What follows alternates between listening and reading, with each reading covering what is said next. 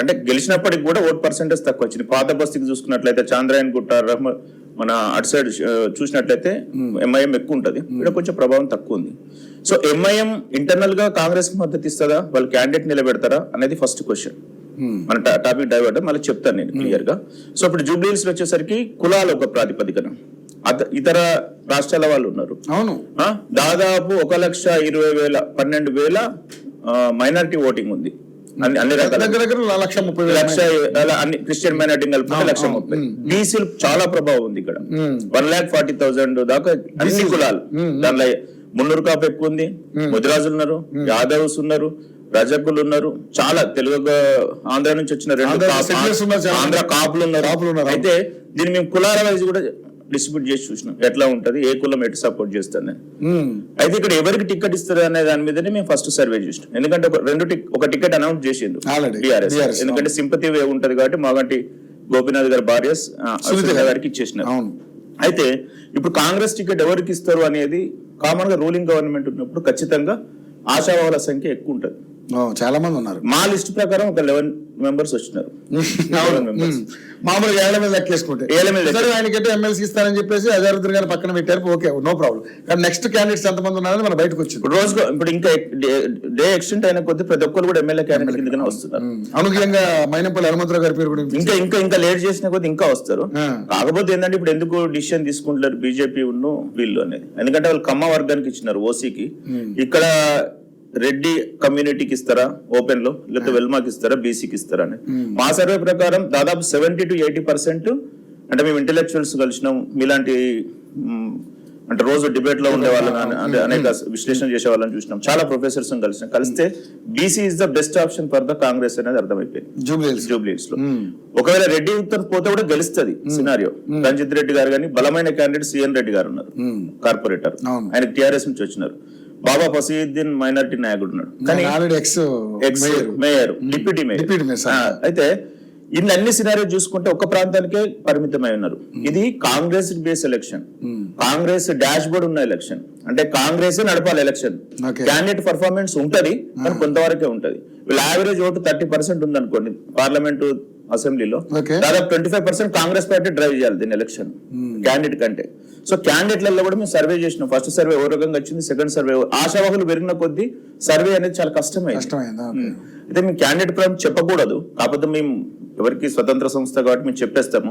First మా దగ్గర తీసుకున్నట్లయితే ఇంటెలెక్చువల్స్ తీసుకున్నప్పుడు బొంతురామోహన్ గారి పేరు బాగా వినబడ్డది. రీసెంట్ గా హైదరాబాద్ మేయర్ చేసినారు. నవీన్ యాదవ్ బీఆర్ఎస్ నవీన్ యాదవ్ గారు ఉన్నారు, అంజన్ కుమార్ యాదవ్ ఉన్నారు, కంచర్ల విజయలక్ష్మి గారు ఉన్నారు, మురళీ గౌడ్ ఉన్నారు, సంగీత యాదవ్ ఉన్నారు, రెడ్డి మైనంపల్లి హనుమంతరావు గారు ఉన్నారు. తర్వాత ఇటు వచ్చేసరికి సిఎన్ రెడ్డి గారు ఉన్నారు, రంజిత్ రెడ్డి గారు ఉన్నారు. ఇది క్యాండిడేట్ లిస్ట్. అయితే మేము క్యాండిడేట్ కూడా పెద్దోళ్ళే. అయితే క్యాండిడేట్స్ పరంగా చేస్తే సర్వే సరిగా రాలేదు.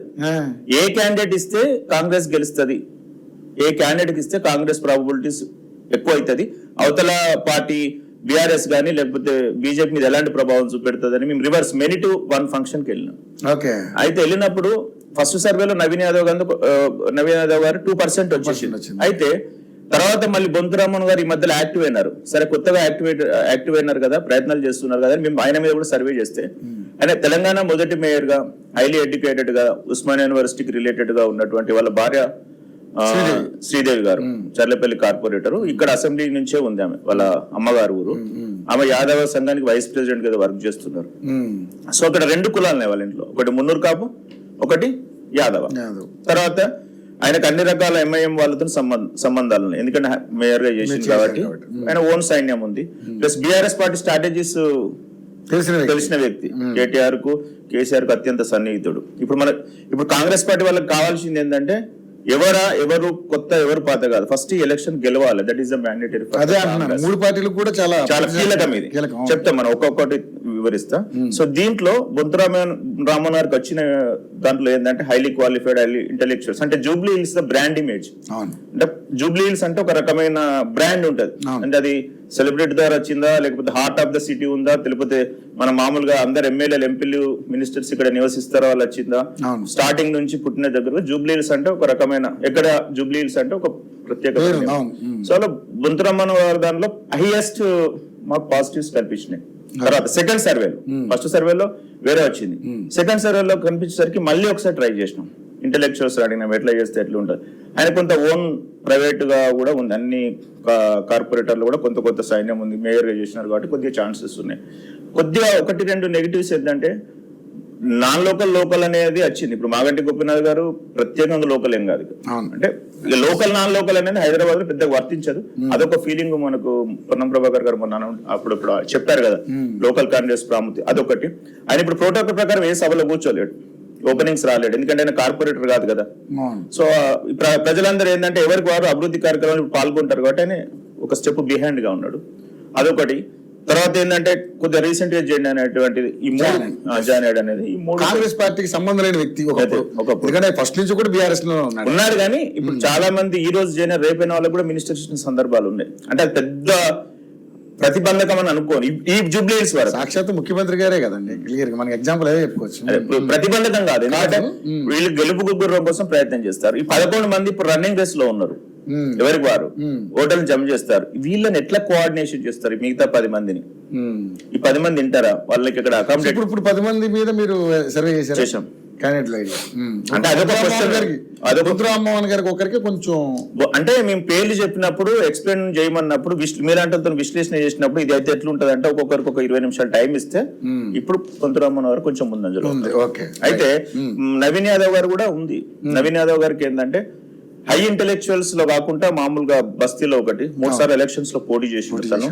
ఎంఐఎం నుంచి కూడా కొంచెం బస్తీలో మద్దతు ఉంది, వాళ్ళ ఫ్యామిలీ హెరిటేజ్ అట్లాంటివి కూడా ఉన్నాయి. అంటే మనం ఇక్కడ ఎవరిని తక్కువ కానీ బొంతురామ్మన్ గారికి ఇస్తే అడ్వాంటేజ్ ఏంటంటే బీఆర్ఎస్ స్ట్రాటజీస్ ఏదైతే ఉన్నాయో ఆయన బాగా తెలుసు కాబట్టి ఆయన అవతల వాళ్ళు ఈయన విమర్శించేటప్పుడు ఈయన గట్టిగా కౌంటర్ అది ఇప్పుడు మెయిన్ సపోర్ట్ అవుతుంది.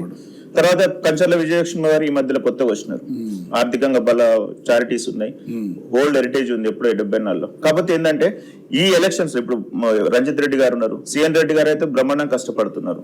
చాలా మంది రెడ్డి అంటే ఒక ఓసీకి ఇస్తే ఎవరు అంటే సిఎన్ రెడ్డి గారి పేరు కూడా వస్తుంది. కాకపోతే రెడ్డి అంటే ఓసీకి ఇచ్చేంత సాహసం చేయరు కావచ్చు, ఎందుకంటే దీని ఇంపాక్ట్ అన్ని ఎలక్షన్స్ లో పడుతుంది. 42% బీసీ రిజర్వేషన్ నడుస్తున్నప్పుడు కొత్తగా జనరల్ ఓసీకి అంటే పక్క కమ్మాకి ఇచ్చినారు, రేపు ఇక్కడ కూడా ఎవరికి ఓసీకి ఇస్తే అది కొంచెం వాల్యూ అడ్వాంటేజ్ అవుతుంది కాంగ్రెస్ పార్టీకి. సో ఇట్లా ఇది ఒకటి చూసినాం. అంజన్ కుమార్ యాదవ్ గారిని చూసడం జరిగింది, పార్లమెంట్ లో వచ్చింది.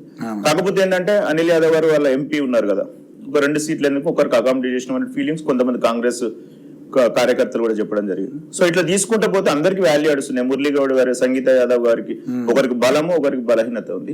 అది ఇక్కడ ఏంటంటే అందరికి ఆరిట్లో పట్టు లేదు, ఒకరికి ఒక కార్పొరేషన్ ఒక కార్పొరేటర్ స్థాయిలోనే ఉంది, ఇంకొకరి దగ్గర ఉంది. 6 మొత్తం అన్ని బూతులలో అన్నిట్లో ఉన్నటువంటిది లేదు.